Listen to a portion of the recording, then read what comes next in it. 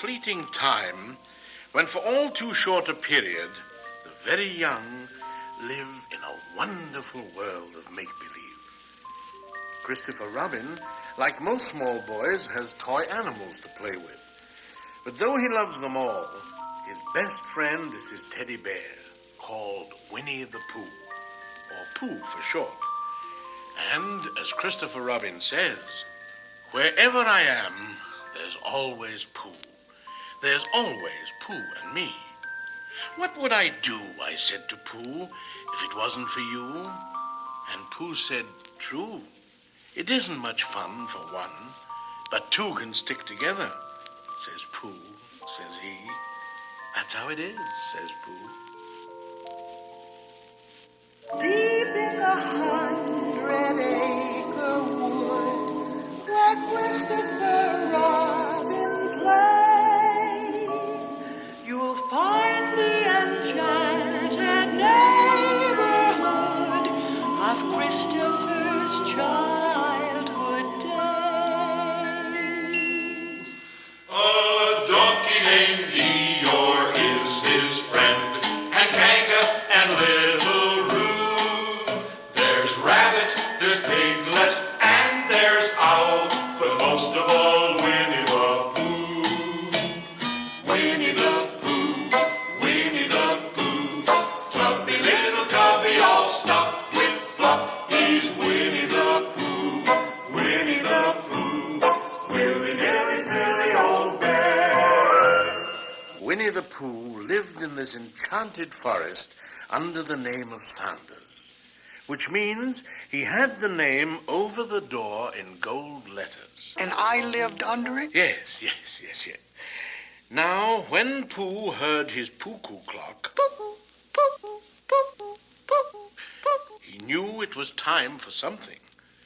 But he was a bear of very little brain. So when he thought in the most thoughtful way he could think. Think. I haven't thought of anything, have you? Think. Oh, yes. Time for my stoutness exercise. Up, down, up.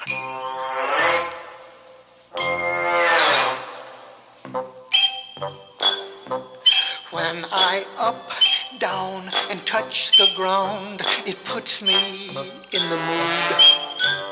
Up, down, and touch the ground, in the mood for food. I am stout, round, and I have found, speaking poundage-wise, I improve my appetite when I exercise. I am short, fat, and proud of that, and so with all my might, I up, down to my appetite's delight. While I up, down, and touch the ground, I think of things to chew, like milk and honey and chocolate, with a hefty, happy appetite. I'm a hefty, happy Pooh.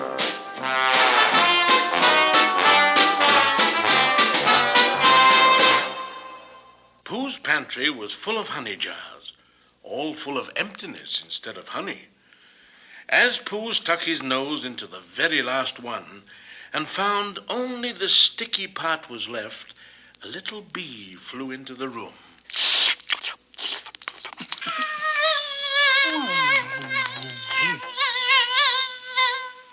That buzzing noise means something. And the only reason for making a buzzing noise that I know of is because you're a bee.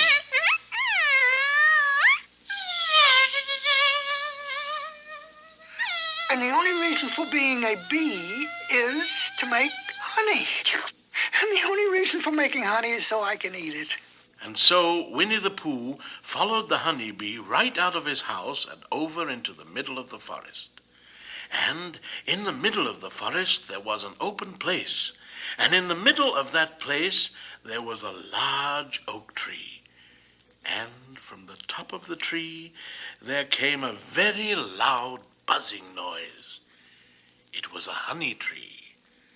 So Winnie the Pooh climbed it. He climbed and he climbed and he climbed. And as he climbed, he hummed a little hum.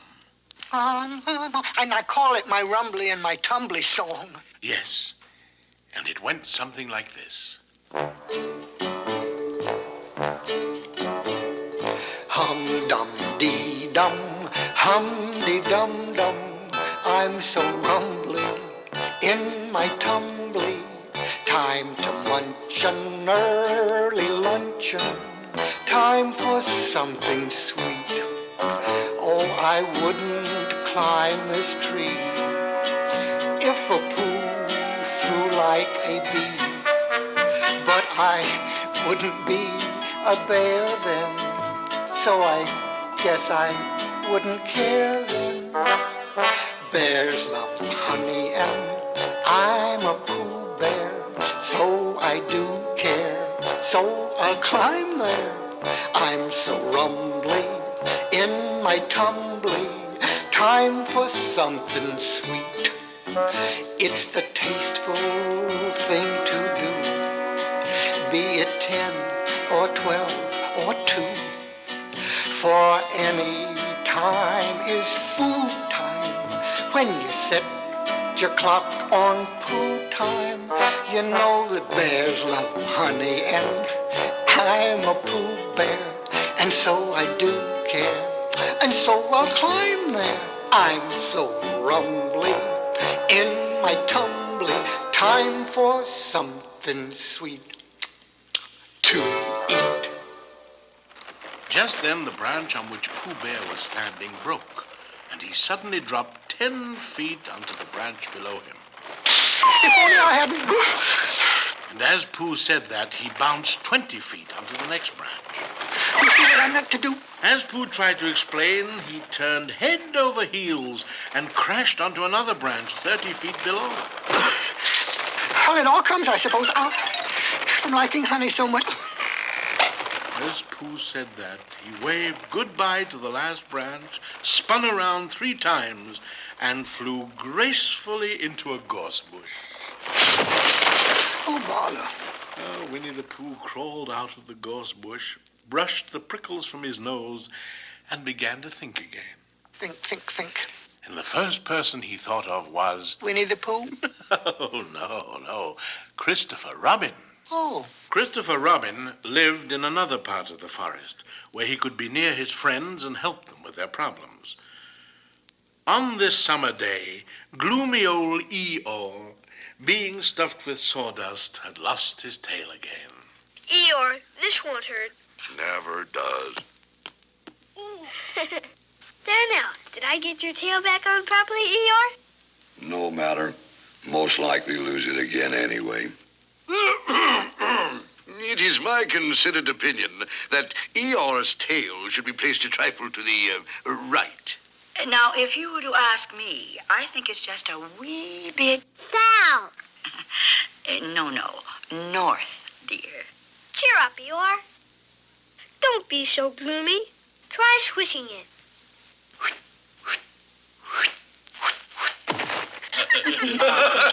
It worked. Goody. Thanks.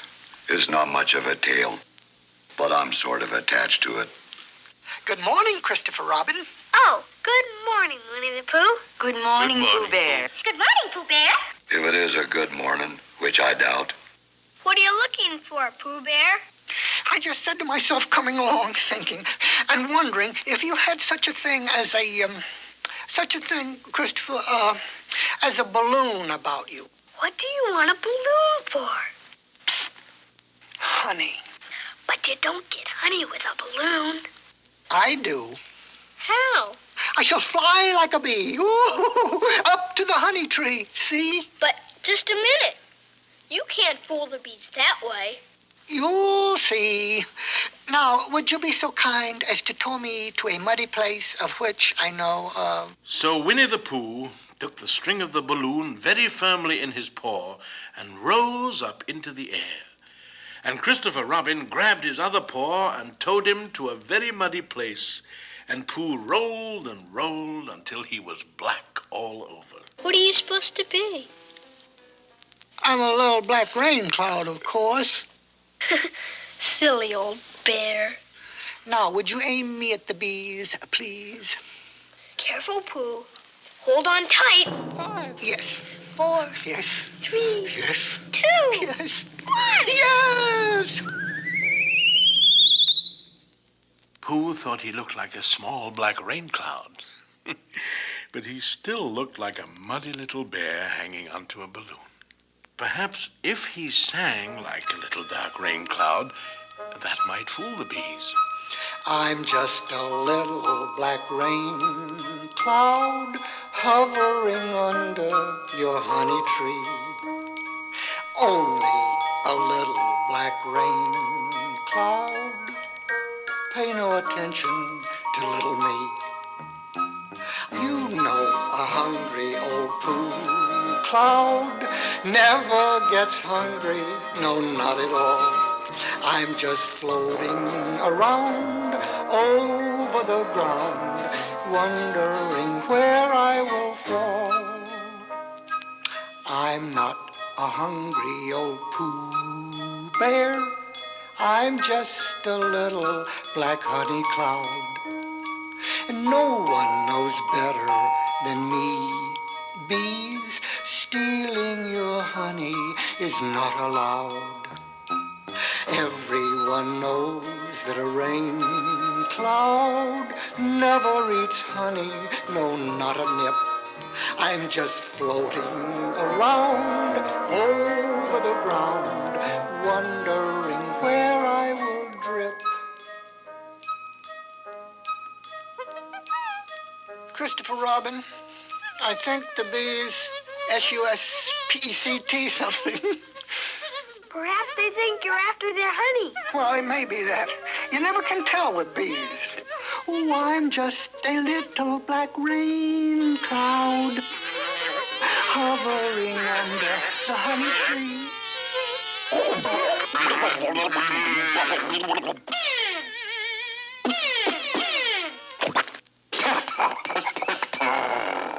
Christopher Robin. Oh, well, I think it would help with this deception if you would just kind of open your umbrella and say, tut-tut, it looks like rain. Tut-tut, it looks like rain. Tut-tut, it looks like rain.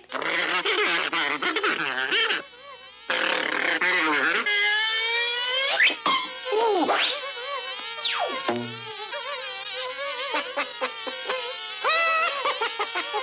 Christopher Robin, I have come to a very important decision. These are the wrong sorts of bees.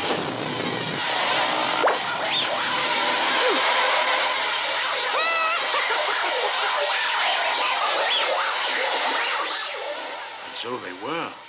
The queen bee became especially angry, and she dove at Pooh's balloon and pricked a small hole in it. As the air rushed out of the balloon, Pooh was jet-propelled all over the landscape. But when the air was all gone, Pooh decided that he would have to come down. And he did. But Christopher Robin was there to catch him. I'll catch you, Pooh. Ugh. And he did.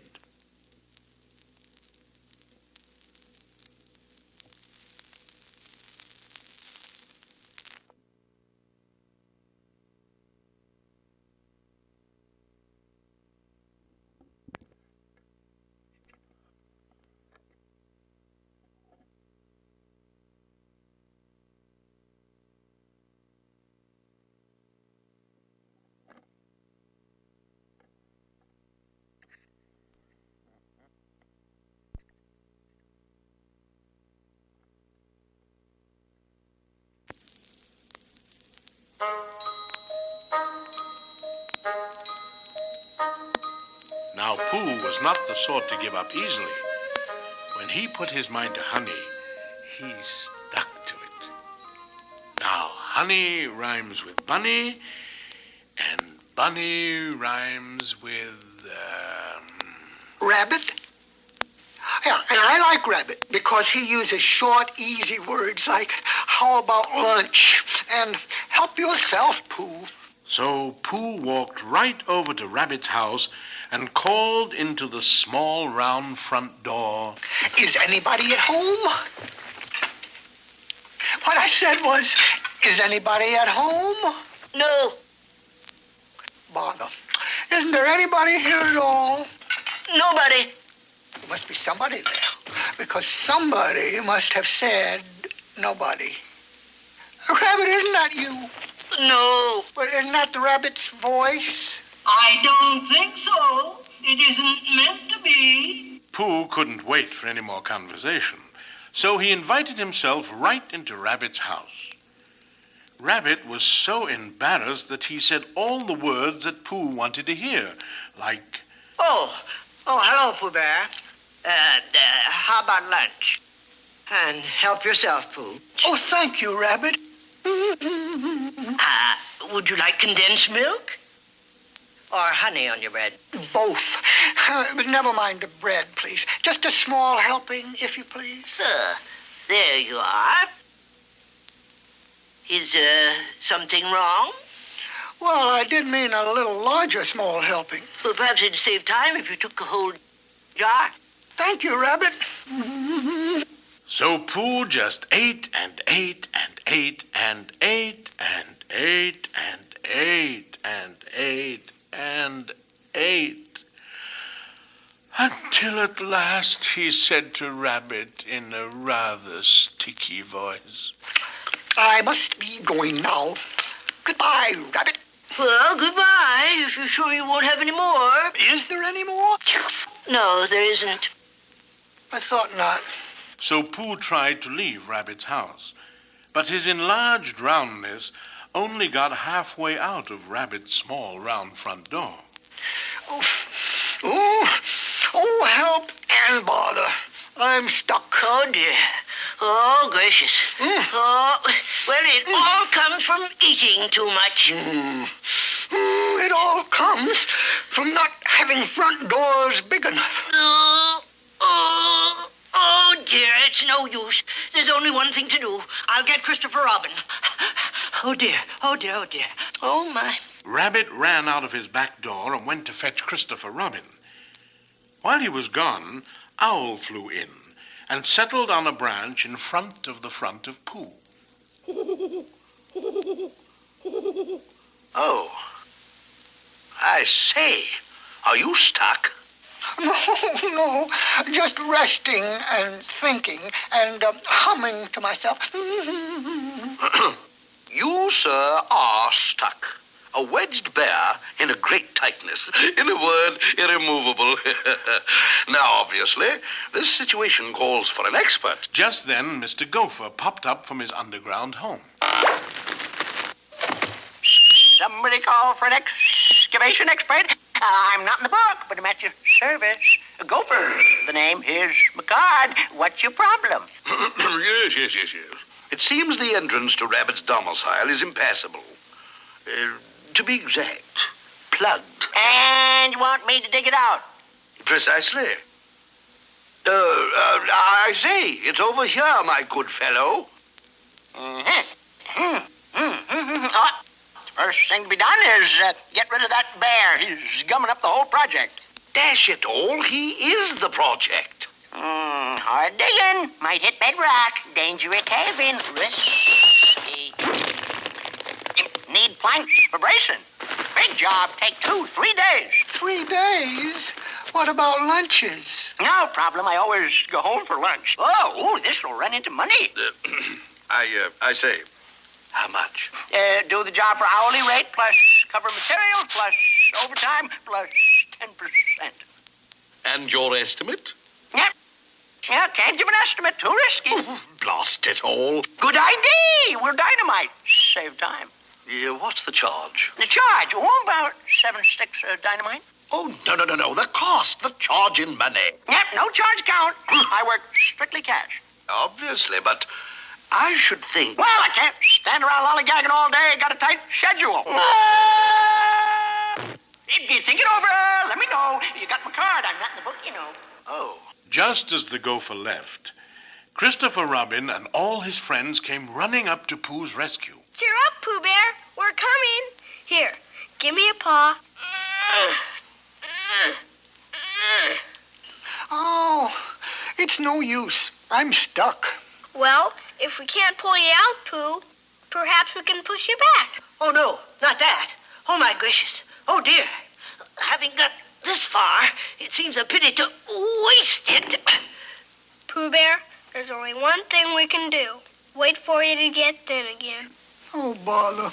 How long will that take? Days, weeks, months, who knows? Mind over matter will make the Pooh unfatter. It's a fine thing to go feasting, but feasting doesn't pay. For you have feasted and increased in a most obesely way.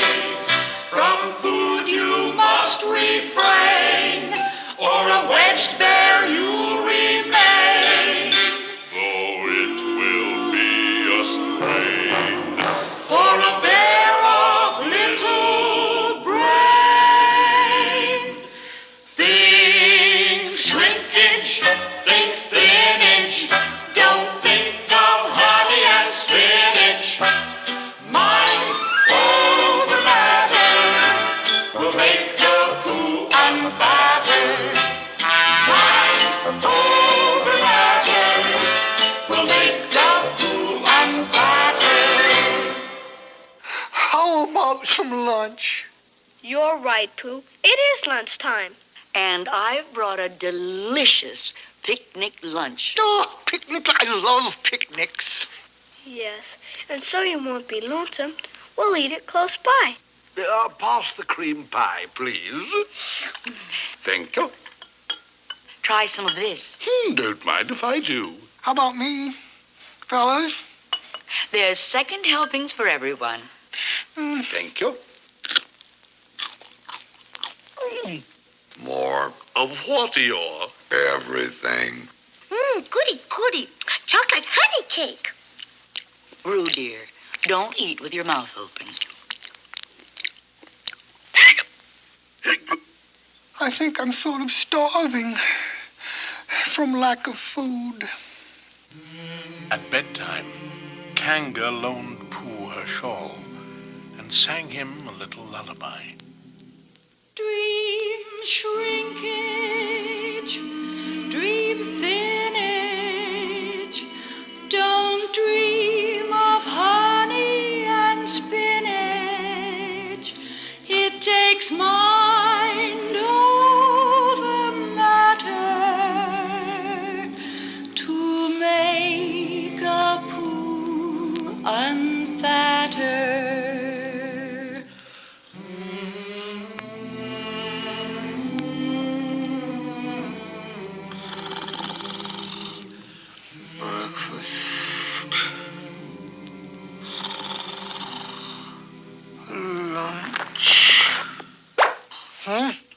A lunch box. It certainly is. I'm working the swing shift, you know. Time for my midnight snack. Say, ain't you that stuck-up bear? I still think I could blast you out of there. What sort of lunch is in that lunch box? Well, let's see here. Summer squash. Yeah, salmon salad, succotash, spice custard, and honey. Honey? Honey? Oh, no! Could you spare a small smackerel? Say, you ought to do something about that speech impediment, Sonny. Oh, thank you, Gopher. Oh, no, not that. No, not one drop. But, Rabbit, I wasn't going to eat it. I was just going to taste it. I'll taste it for you. That supercilious scoundrel confiscated my honey. Don't feed the bear. I'm gonna skedaddle. I'm not in the book, and I'm a ding-dang glad of it. After many days of fasting, all hopes were high for Pooh. Then lightning flashed